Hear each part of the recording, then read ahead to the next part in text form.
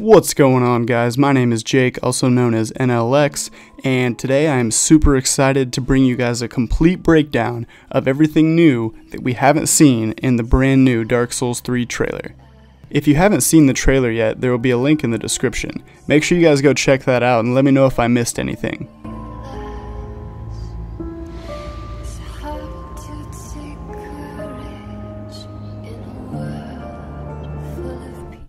Alright, so getting right into it, in this clip we see a hand that looks suspiciously like Seath's hand from Dark Souls 1, as you guys can see right here, and what that means I have no idea, but it looks just like it. Also, we see what I assume is our player character rocking some pretty fresh looking new armor that we haven't seen before. We'll get a better look at that later, but also we see our character holding a flag that we've seen in previous trailers and stuff like that, but here it seems like he's holding it as if, you know, you would hold a weapon, but I'm not sure exactly what that means.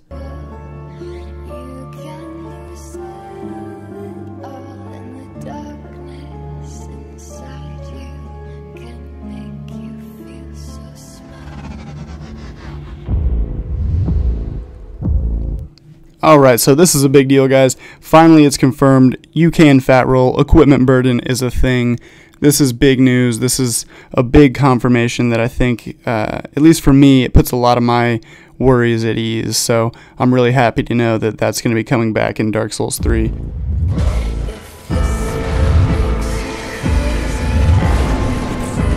Okay, so do you guys see this weapon the first boss of the game is holding? Make sure you remember what it looks like because we're going to be seeing it again later.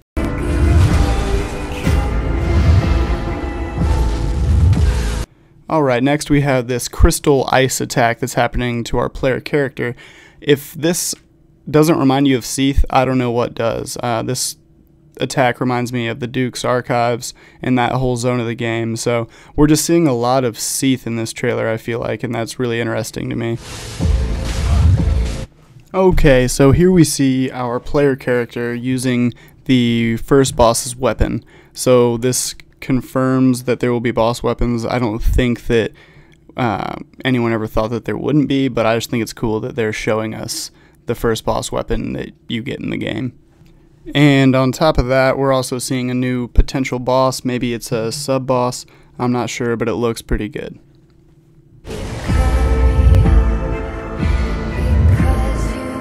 Alright, so here is a better look at that armor from before.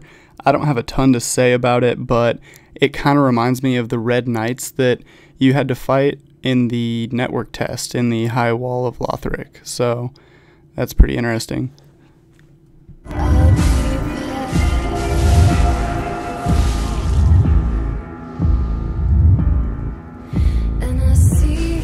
So in this clip, I kind of just wanted to highlight how fast the character is attacking. If you actually freeze it, you can kind of tell the weapon he's using looks like a mail breaker, but it seems like it has a way different attack pattern than it did in the past. So that'll be interesting to find out about.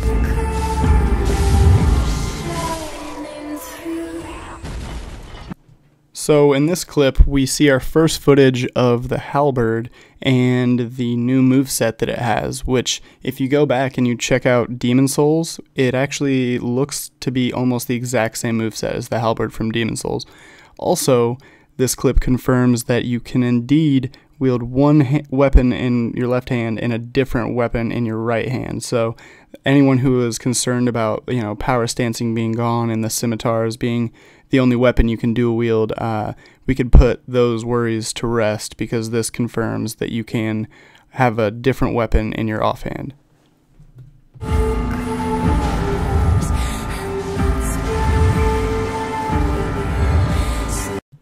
Okay, so here we get to see some new armor. I don't have a ton to say about it other than it looks awesome, and I think we're seeing a new mace here that we haven't seen before, and I believe he's using some faith-based buff on it.